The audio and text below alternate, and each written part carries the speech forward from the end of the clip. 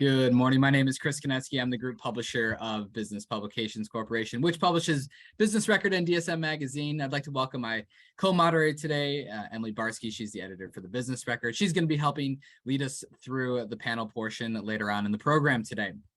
Before we begin, we are in meeting style today, which means you can be seen. So if you'd like to be off camera, you may choose to do that as well during the program portion of the event.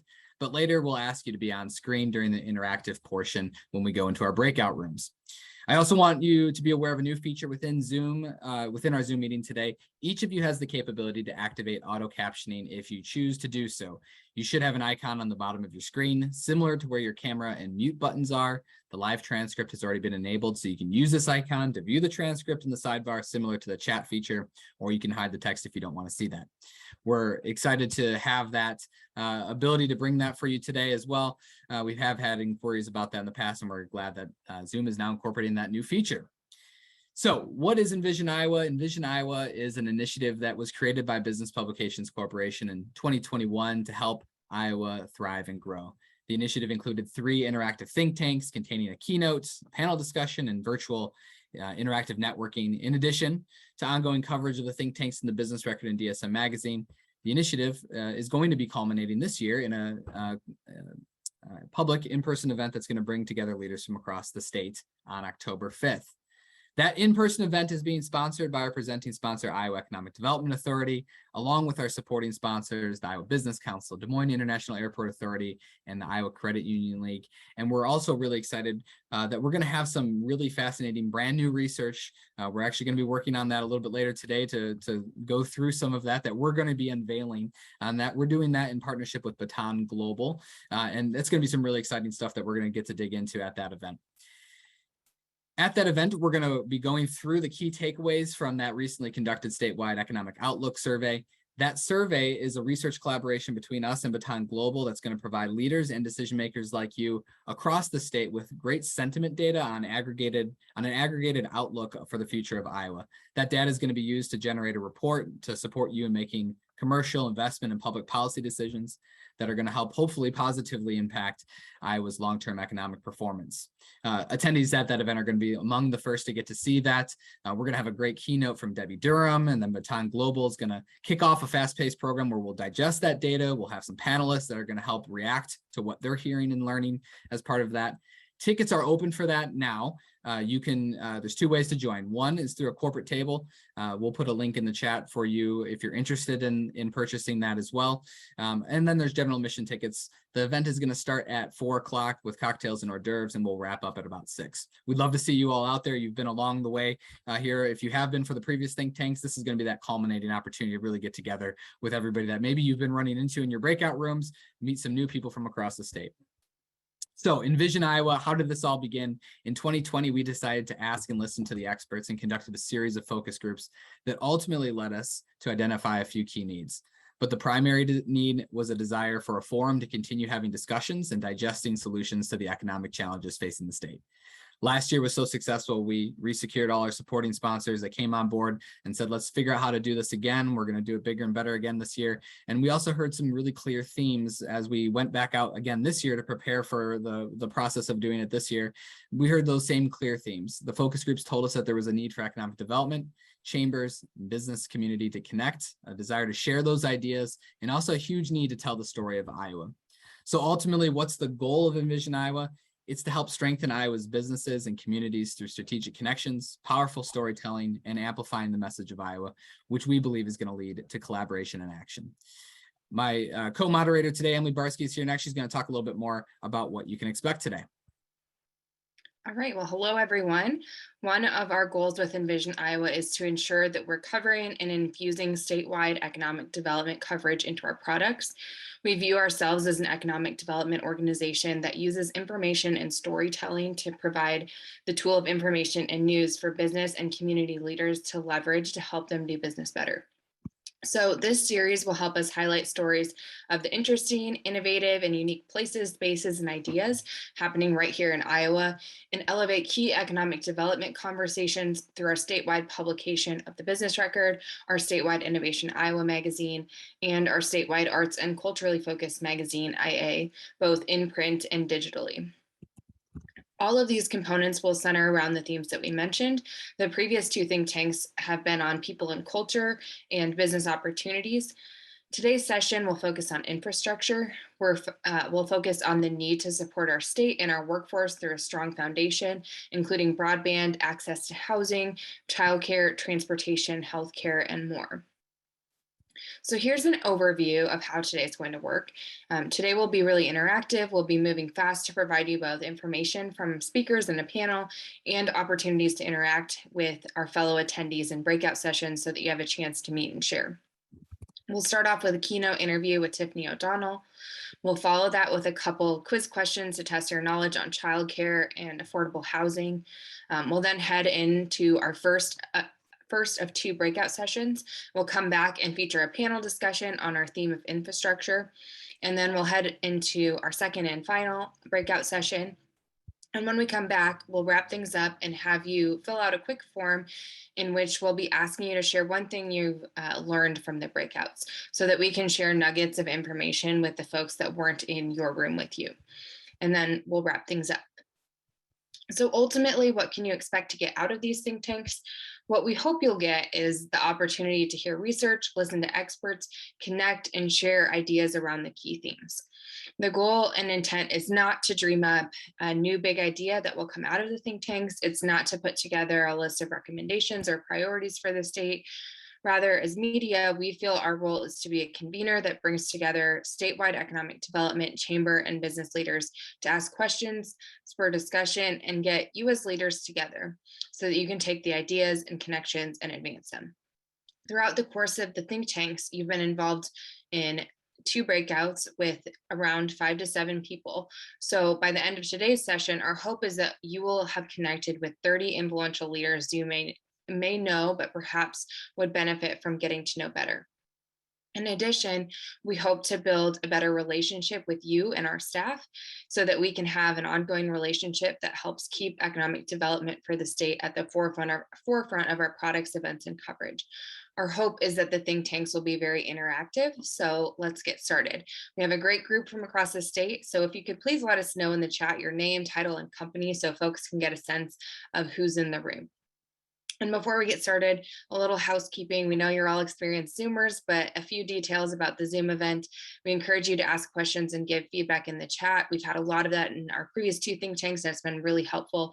If you've volunteered to be a facilitator, and those of you who know who you are, please add FAC in front of your name, just like I have BPC Amal Barre. To do that, you go up to the 3 little dots and click on the drop down to rename. This coding is going to help us behind the scenes as we move into our breakout rooms.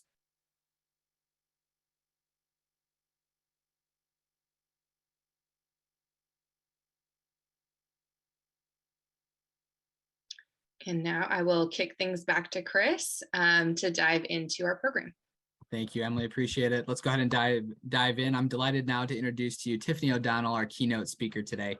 Since joining Women Lead Change in 2015, Tiffany has led the expansion of the organization's scope and reach. Under her leadership, now as CEO, the Iowa-based team is now in 5 locations with offices in the Quad Cities, Cedar Rapids, Cedar Falls, Waterloo, and Des Moines and Sioux Falls, South Dakota. The organization's leadership development curriculum is utilized beyond Iowa's borders, extending across the country, and in at least one case in the United Kingdom. You may know Women Lead Change by its hallmark annual conferences that bring in world-class speakers and newsmakers. However, Women Lead Change has grown into so much more than an annual conference, funding critical research, facilitating strategic leadership development programs like Women Connect and the Epic Corporate Challenge, hosting women's leadership awards, launching development programs for each phase of a professional woman's career, and most recently, working to engage men and allies in the conversation of gender equity through the Advocate and Ally series. Tiffany is also the host of Women Lead Change podcast, Own It, and in 2022, if you can believe it, with all the programming that they're doing, she was also sworn in as mayor of the city of Cedar Rapids, where she resides with her husband, Michael, and 2 daughters. Thank you, Tiffany, for being here today. I'll turn it over to you. Thank you, Chris, Emily, and the whole team over there for bringing us all together today in any way possible. Great to see everybody, even though it's virtual. As Chris said, my name is Tiffany. Here at City Hall, they call me Mayor O'Donnell, which is why this conversation is particularly interesting, not only as the leader of Women Lead Change, which, as many of you know, really focuses on workforce development through a gender lens, advancing women leaders at all levels. As mayor, I get the municipal view and understand that the issues that we're going to be talking about today affect all of us. Infrastructure, affordable housing, childcare. These are issues that affect all of us. As mayor, I can tell you bi-monthly or at least once a month, I meet with prospective companies wanting to choose Cedar Rapids. And nothing makes me prouder than to hear the reasons why. So after we talk the financials, the X's and O's, wastewater, all of that kind of stuff, all the sexy stuff, and proud to say our state of Iowa's pro-business culture, we are then complimented on our reputation for the educated and committed workforce that we have here in Iowa. And then, oh, by the way, comes the question, just how many of them are there? Workforce, that is. The corridor is among the fastest growing population centers in the state. And I submit though, and I think many of you will agree, just not fast enough. We are not immune in our state to the challenges facing, cities across the country, and workforce truly is at the center of all of it. Iowa's population, and I do have some slides to show you here.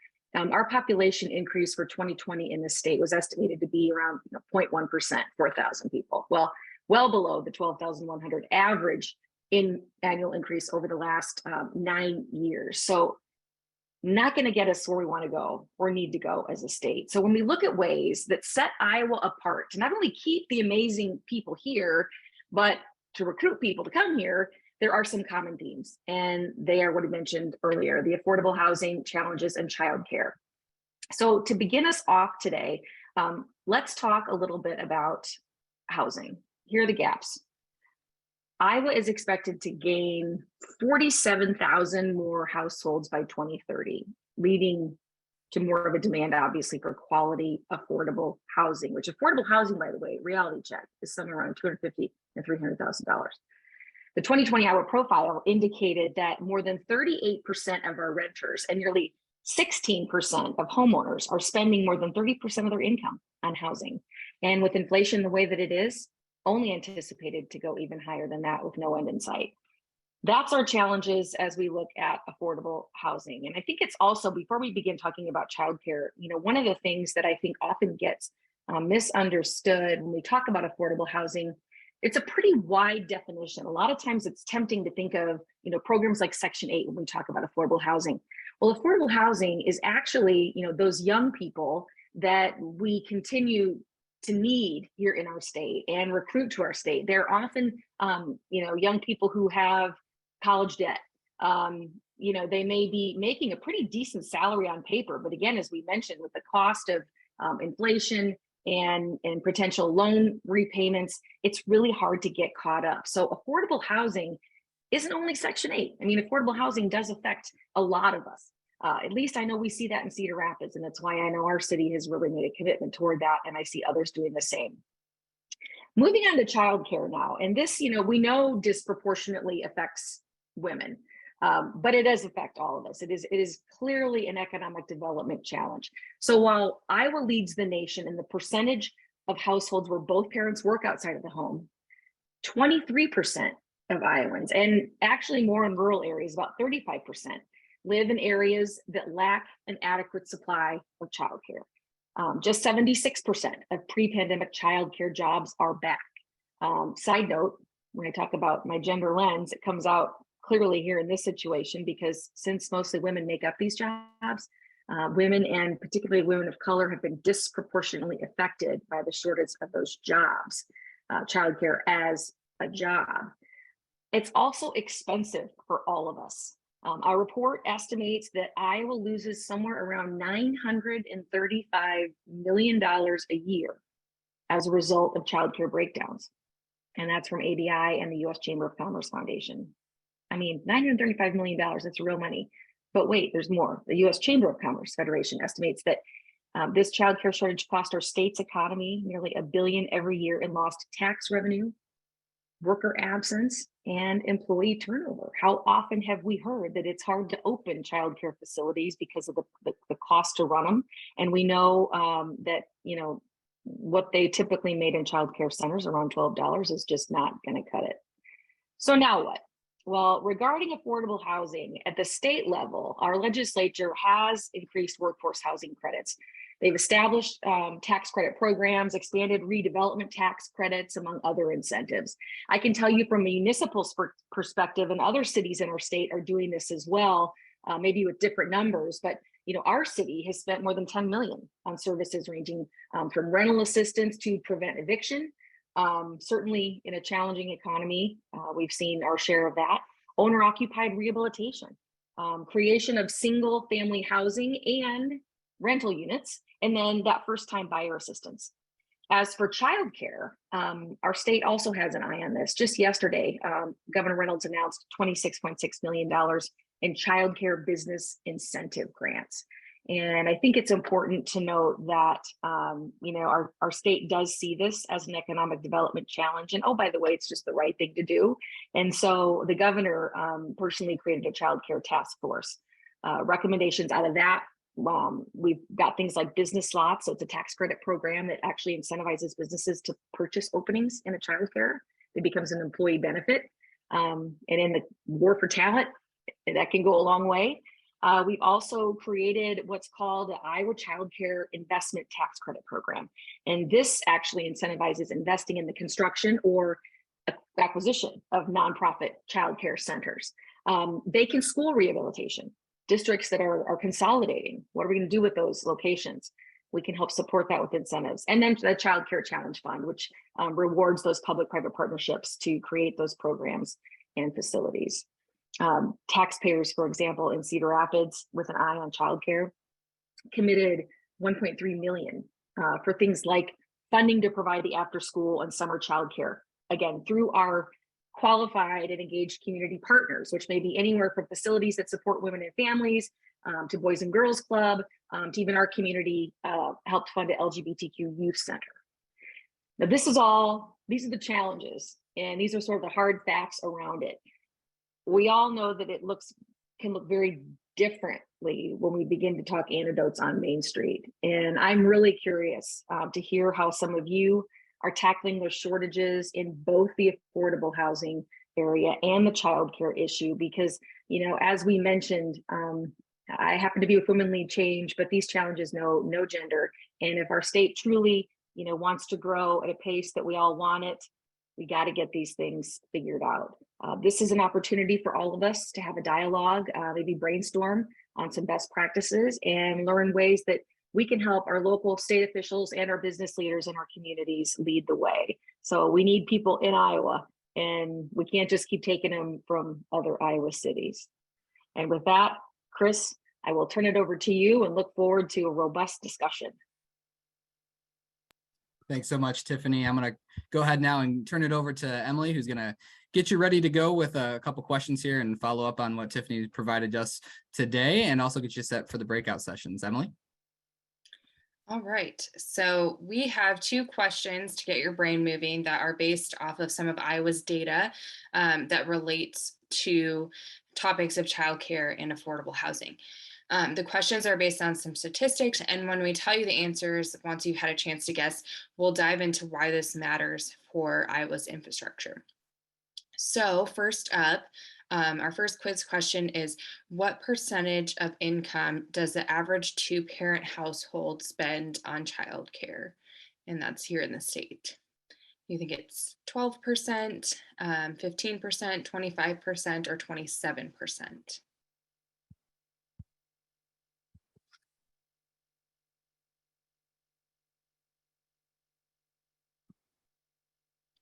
All right, looks like we're getting quite a few answers in.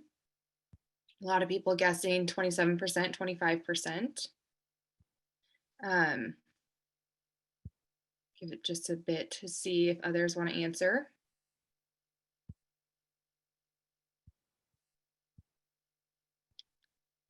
All right, so we can go ahead and move on to the answer for it then. So the answer is 12%. So Iowa parents pay an average of 12% of their income on childcare, or 40% if they're a single parent. In some multi-parent families, they find it makes more sense to have one parent drop out of the workforce entirely to stay at home and take on the caregiving role, which can then lead to an overall community workforce challenge, which Tiffany was just alluding to. With wages being one of the reasons that childcare workers have a high level of turnover, there becomes a problem of the chicken and the egg. If workers are paid more, then that often means that already high rates parents pay will go up as well. All right, so moving on to our next question. This question, at Iowa's minimum wage of $7.25 an hour, how many hours a week would someone have to work to afford a modest one-bedroom rental home at fair market rent? And this is an average across Iowa. So do you think it is 45 hours a week, 52 hours a week, 73 hours, or 78 hours?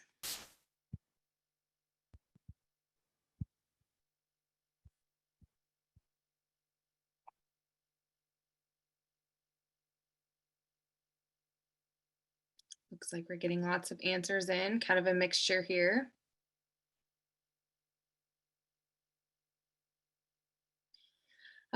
So you all, the majority of you guessed it right. It is 73 hours. And that's according to the National Low Income Housing Coalition. And those numbers don't take into account rent increases due to inflation. Those numbers are just a little bit older. The average fair market rent for a 2-bedroom home in Iowa is $739 a month. And that accounts for, again, across the state, rural and urban settings. In some city centers, the average is higher.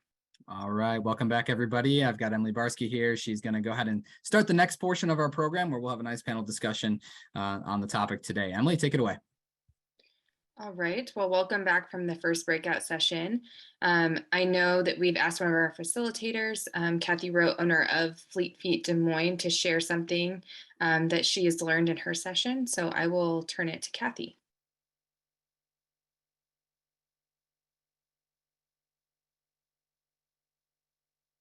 I think you might be muted here. Here you go. Thank you.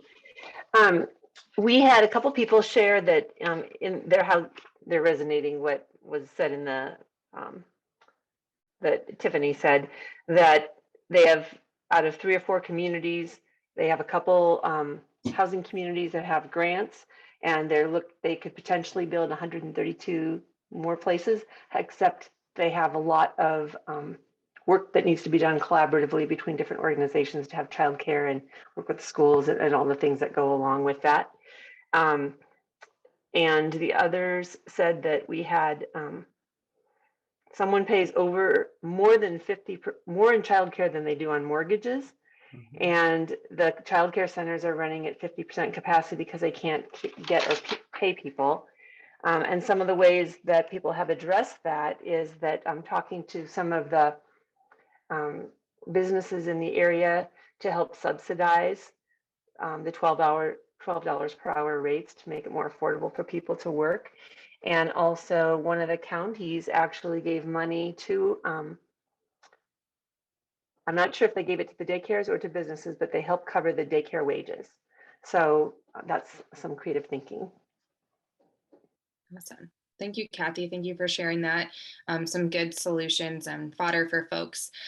So now we have a great mini panel discussion lined up for you all, featuring 3 fantastic panelists from across the state. I'm going to introduce them and then ask a few questions. So first we have Amal Barre, who is an urban planner, researcher, and capacity activator. She's the Vice President of Planning and Strategy at Oakridge Neighborhood.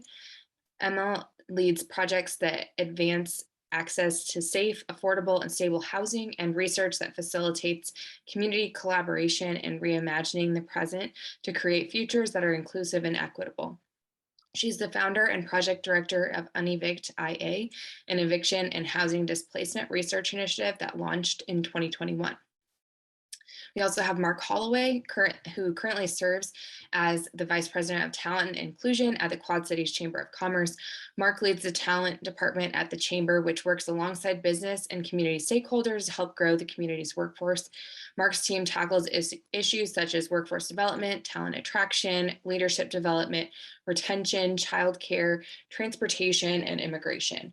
Prior to working at the Chamber, Mark worked for the state of Iowa in workforce development.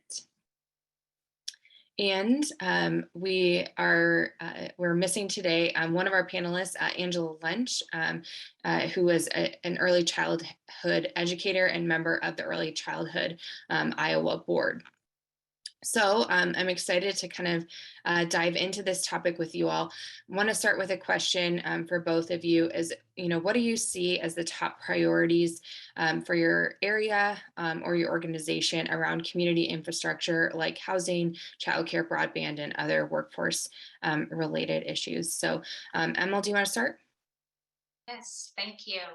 I think one of the big issues that we face in the housing sector, many of you are probably very familiar with, it's the availability of housing. So issues related around the supply of housing production, and then also with specific to affordable housing, it's just we don't have enough affordable housing in our community across the state of Iowa. So more of our neighbors, community members are paying more towards rent, more towards their mortgage, which takes away from, the funding that they have to be able to spend towards other critical housing and family needs that they may have. I would say two things that we don't pay enough attention to within the housing landscape is the issue of lack of housing preservation strategy in our community.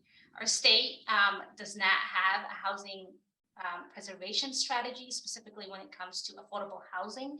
We spend, some money towards owner-occupied housing preservation, but there isn't any preservation strategy that is at the state level for affordable housing. So that puts us at a very slippery slope in terms of being able to keep up with the demand and being able to face issues and challenges head on and in a way that is very proactive and prevention oriented.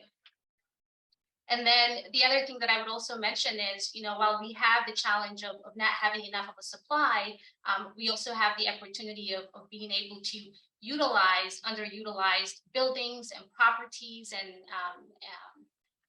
as well as vacancies that we have across commercial real estate as well as residential real estate. So there are a lot of challenges, but then there are also a lot of opportunities that we can take action towards ensuring that we have housing for all Iowans. Great, thank you. Lots to dig into here in a bit. Mark, what would you say are the top priorities that you all are seeing in terms of infrastructure? So I just want to echo what Amal was saying about it's very important that we have a decent supply of affordable housing, childcare being accessible and affordable. And then also I'd like to talk about maybe some transportation. So as far as childcare goes, there are many people who work second and third shift who, childcare is not even an option for them, right? There's not enough second and third shift childcare providers. And often those people who need the most are people who are working in like manufacturing.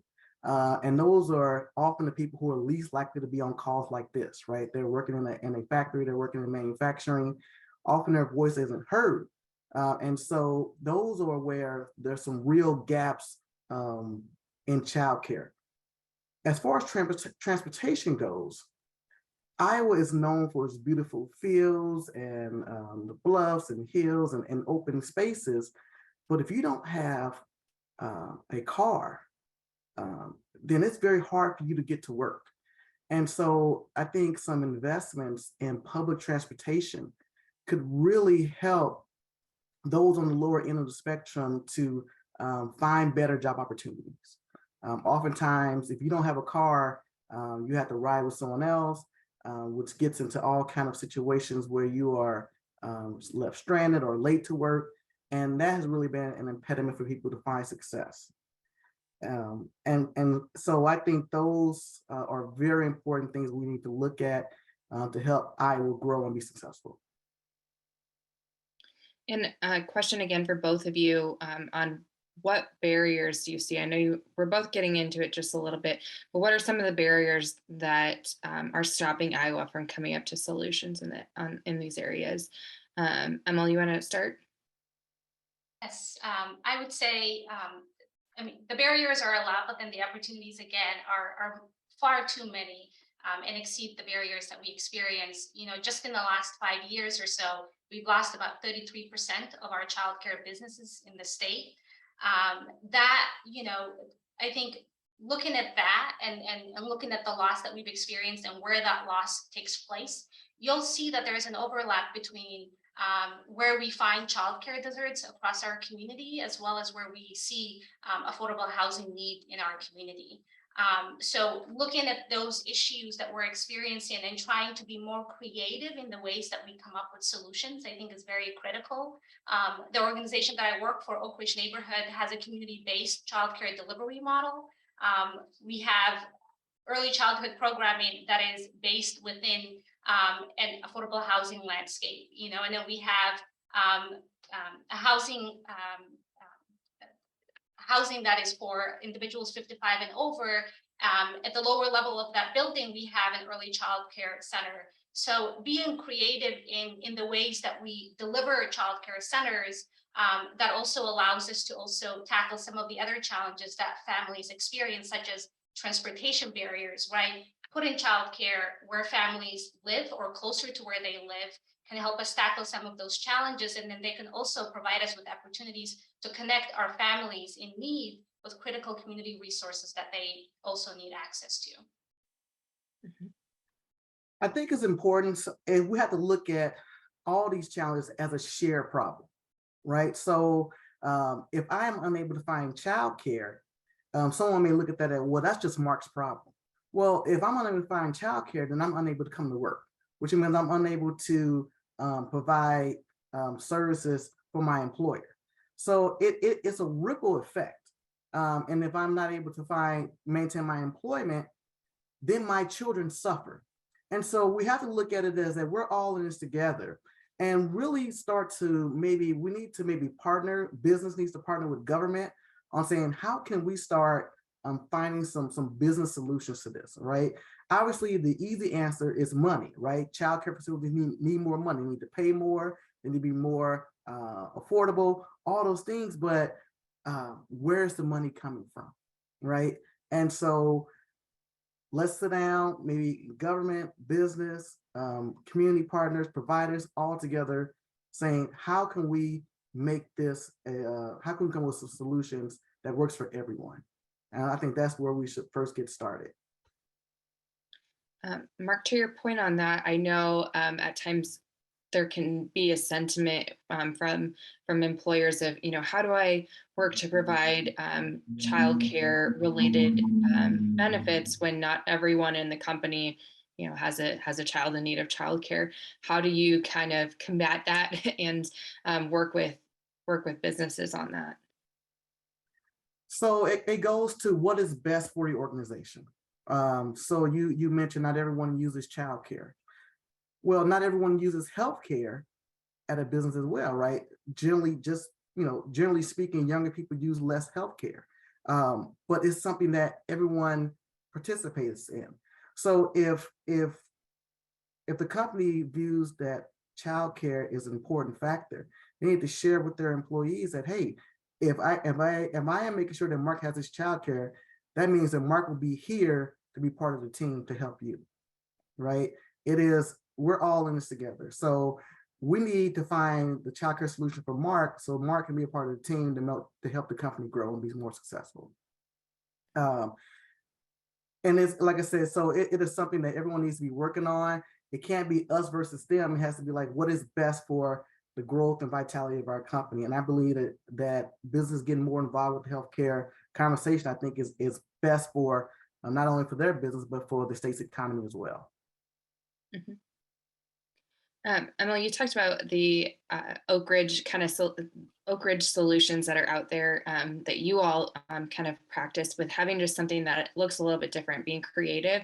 What are some other solutions that you think that you want to highlight that others could maybe be adapting in their own communities? I would say, encouraging and incentivizing multifamily housing developers across our community to incorporate childcare center sites within their development plan, or perhaps, working with local economic development authorities to try and figure out how do we make better use of underutilized real estate.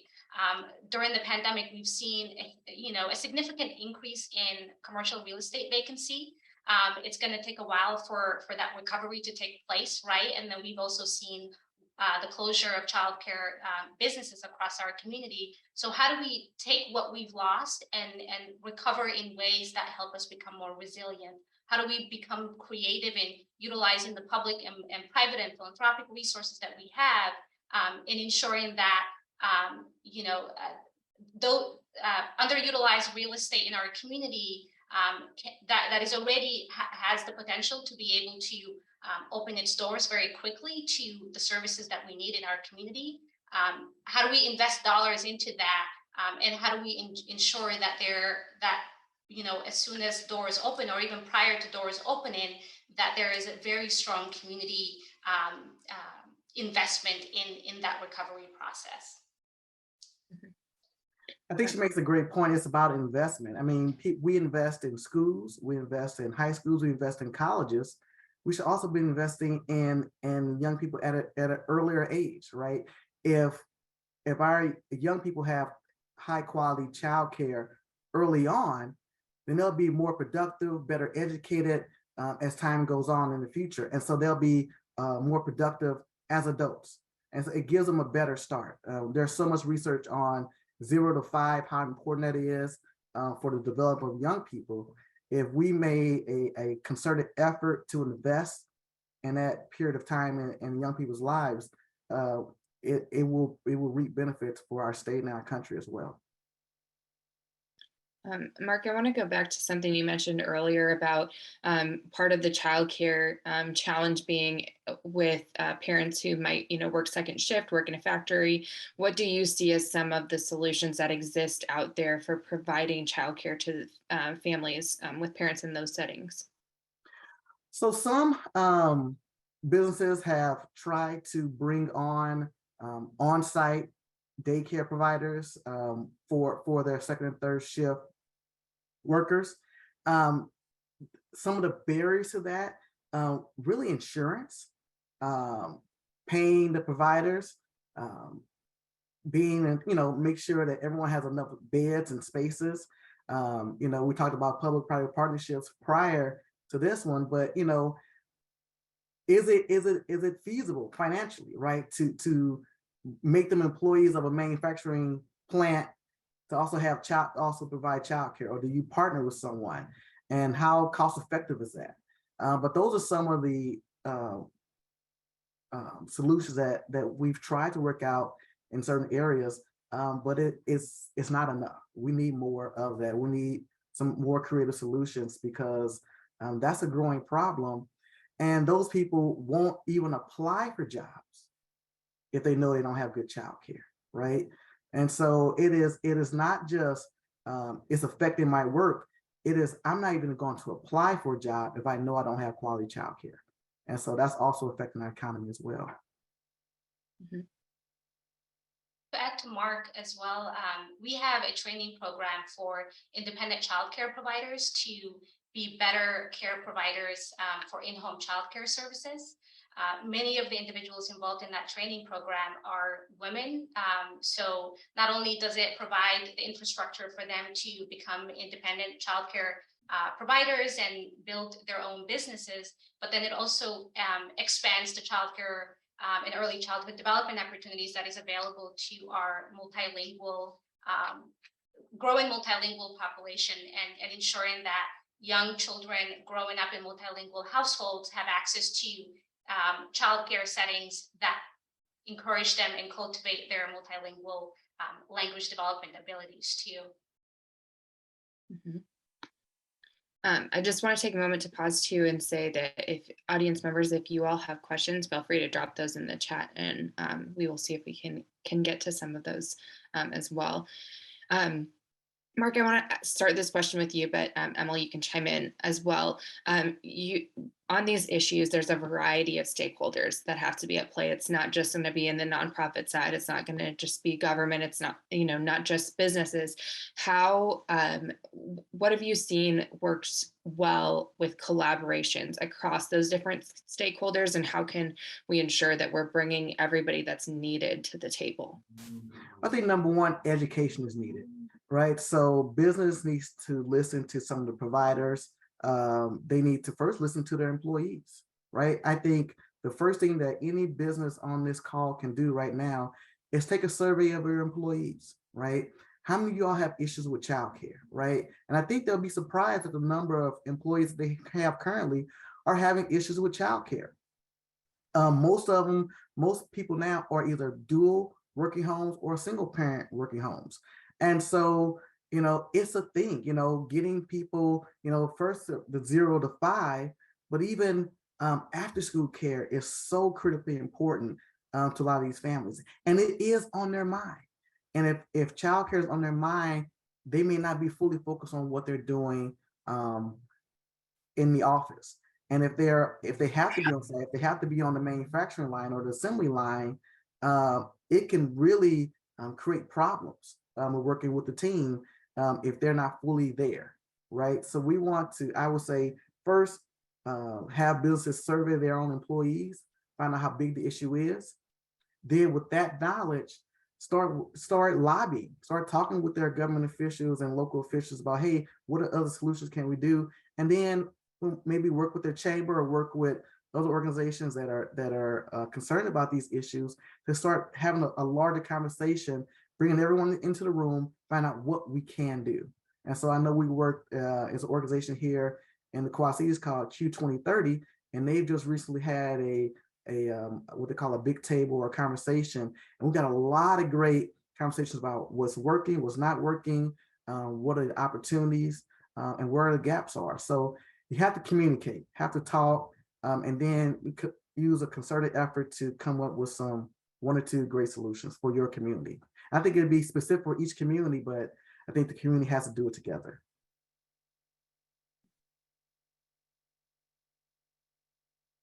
I would say,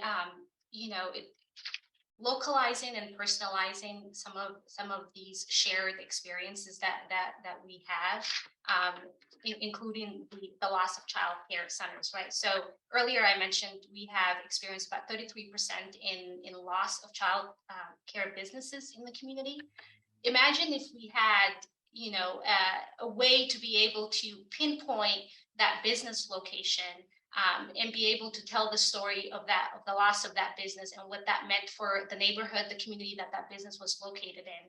That begins to personalize that loss and humanize, the experience of that loss in ways that are much more closer to you and your network than just seeing a percentage, right, or a number, right? I think we need to do a better job of building our local data infrastructure rather than always relying on, the census, which is always, several years behind, to be able to be more, to be able to be better at having a pulse on the issues that we're experiencing at a local level.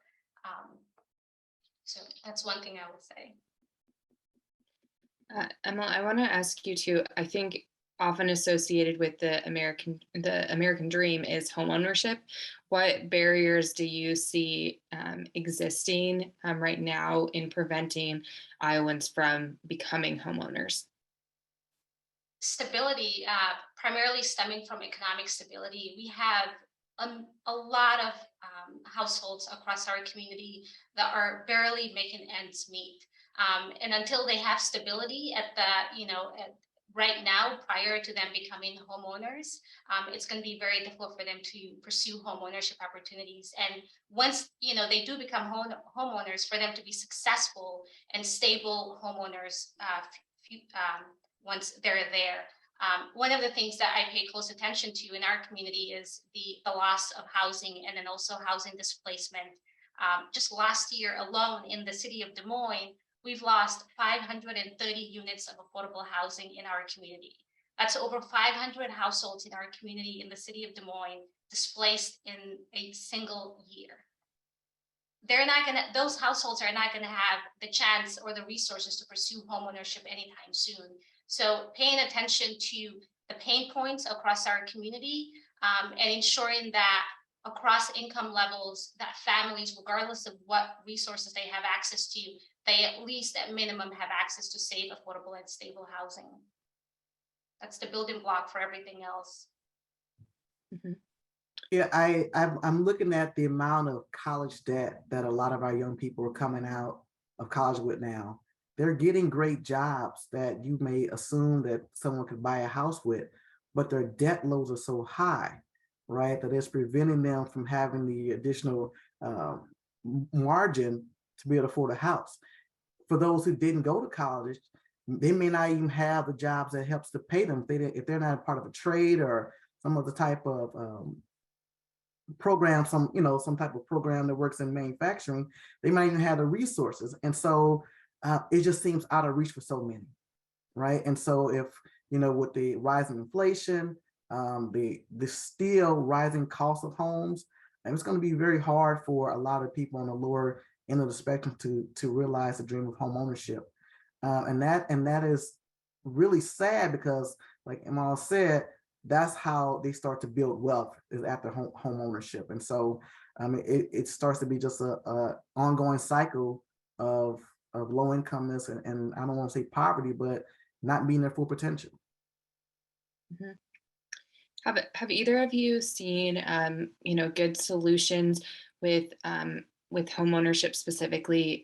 If there's programs that help people kind of get started, have either of you seen specific solutions related to that?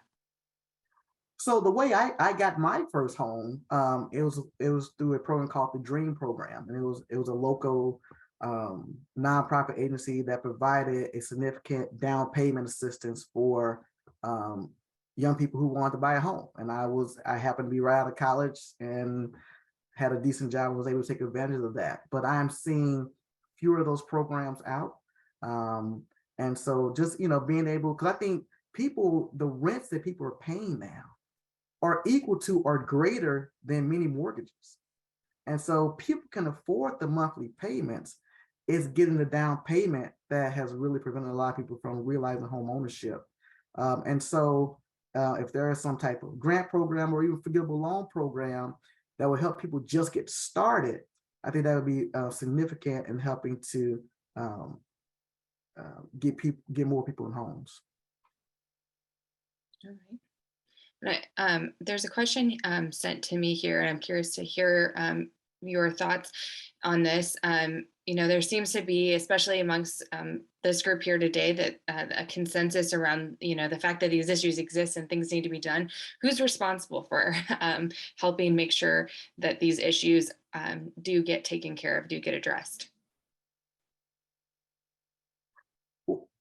I'll let you go ahead, start. Go ahead, Amal. I would say we're all responsible. I believe that housing is community care, and so is childcare. Access to childcare, it's community care. I think if we don't have individuals and households in our community if we don't have individuals that don't get the access that they need to critical and basic care, then our community is not going to be thriving. Our community is not going to be at a place where it's able to realize its full potential, and vice versa. When our community isn't doing well, the individuals within our community aren't doing well either. So I think it's realizing that a lot of these challenges that we have as a community, they're community issues. They're not, Amal's issue, they're not Mark's issue, but they're an issue of community care and an issue of, in housing, it's an issue of public health as well. So ensuring that these are our problems, not their problems, and understanding how providing and investing in those services and infrastructure is going to get us to a better tomorrow for all of us. That was great. Just to echo what she said, it is a community problem. And I think most importantly is to have some education around it, right? And so to maybe in school, maybe not just geometry and algebra, but also family finance, right? So that young people can be prepared to handle their finances, to be prepared to know what to look for when looking for a home, right? So it is having those educational resources available for the community, so the community is in a position to take advantage of home ownership or other things that will help grow the community, make the community better. They will have the tools that they need. So it's tough when you have a problem and no specific person is identified as being responsible for it. But we are all responsible for it. We are all, everyone on this call right here is concerned about Iowa's economy. And so we're all responsible for helping to make sure Iowa economy grows. Mm-hmm. I know we're kind of getting close to our time with the panel. I want to ask each of you to kind of wrap up with, if you were, making one wish for a solution that that you hope to see come true, maybe in the next year or two, what would that solution be, and how would that happen? Mel, do you want to start? I would say increasing our minimum wage to a living wage. Our childcare providers provide critical services in our community. They need to be paid living wage.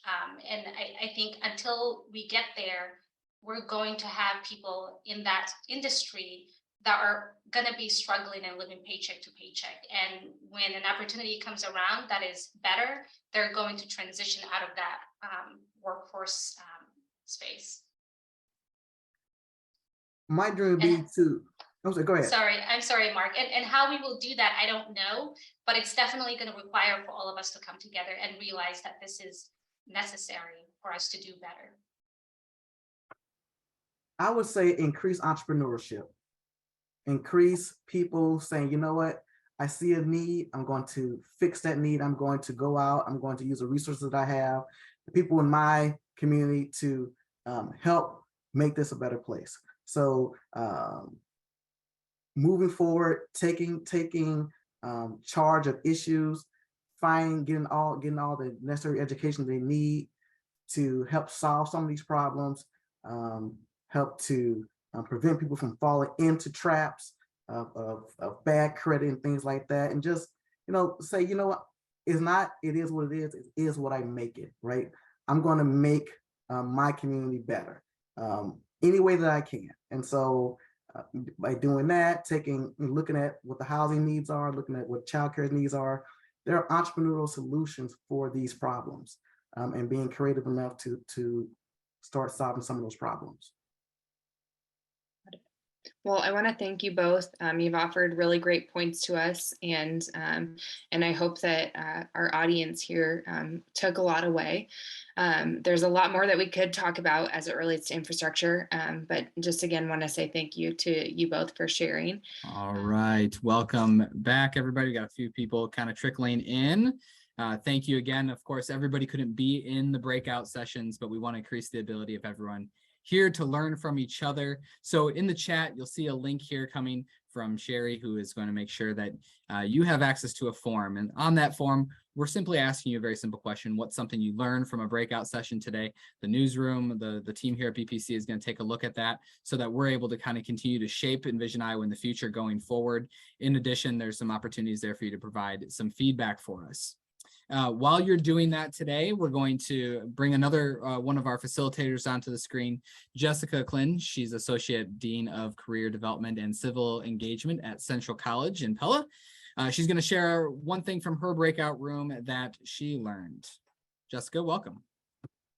Hi. I think the biggest takeaway for me is that there's a lot of energy around these topics. I don't know if I came away with one great nugget of an idea, and just a lot of discussion about public-private partnerships, that it's not one person that can solve this. Thank you, Jessica. I appreciate it. And thank you again for everybody for being here today. As I reflect on today, I'm of course struck by how critical these topics are to the state. And I want to again thank all of our sponsors and of course IEDA, our presenting sponsor, for helping fuel these discussions and make this type of engagement possible across the state. IEDA is working on a range of issues that are important to the growth of the state and has some great research. I saw some of these actually being shared in the chat already, but we're going to make sure you have access to it again. This is some great research courtesy of the Iowa Women's Foundation, which is of course particularly relevant to today's discussion. In the chat, you'll see a couple of those links. Both one is a great toolkit that has some good research on topics related to childcare and workforce issues affecting women. Before we go, we do want to highlight a few things and talk about what is next. With a 39-year history, BPC has over 48 publications, and as a participant of the think tanks, we're going to make sure that you're seeing those products and have an opportunity to be a part of those. We would love to have you as a reader. If you're not already, you can sign up at our website, businessrecord.com/sign up, and on the DSM magazine website as well. So what happens now? We've gone through the process of think tanks. For the folks that have been here for multiple of them, thank you for coming to all of the sessions and participating in that way. For those of you that maybe are joining one here at the end, we're not done. We've got an in-person event on October 5th. So we're going to continue to ask people as we're going through this process, you're seeing this ability to connect with folks, the ability to tell you the stories that are happening across the state. When we're able to learn from each other, from the great things that are happening, we're able to replicate that across the state. So please keep telling your story and help us understand what it is that you're working on. We want to make sure that the invitation is always open to reach out to me, our newsroom, to our advertising team as well. If that avenue is something that is open to you as well, please reach out our way. Let us know what's going on in your community so our team can continue to tell those stories across the state. Also, we of course want you to share the stories that we're covering and that we're writing about. The team is going to be writing based off the panel discussion today. They're going to be writing about the keynote. All of that will be within the Business Record and DSM products. Video from the panel will be available as well. You can do that on our website, and that link will be in the chat. Of course, we can encourage you to connect with the folks that you engaged with today. Make sure to make some of those lasting connections. We know that that's the way that we're going to continue to be stronger as a community. And of course, the best way for you to do that is at our in-person event on October 5th. We can't wait to share that new research that I've kind of teased out there a little bit. It's going to be great stuff for us to unpack and really dive into that helps shape not only the discussion at that event, but then future discussions as we continue to work on Envision Iowa into next year as well. Sherry's going to throw another link in the chat there if you'd want to get registered for that. Thanks again to Amal Barre for putting together a great panel today, to our keynote, Tiffany O'Donnell, and our panelists, and of course to the BPC team working really hard behind the scenes to make sure everything runs smoothly here today. And of course to our founder, Connie Weimer, for all she has done to promote Iowa and instill love in the state in all of us. And then, of course, lastly, to our sponsors for supporting this effort. This wouldn't be possible without your involvement in making sure that this is something that we could bring to the table. And lastly, to all of you that participated today, thank you for taking the time and energy and putting it back into the community and helping folks across the state learn from each other as we all kind of continue to work together to envision a better future for Iowa. Thank you all for a great afternoon, and we'll see you on October 5th. Thank you.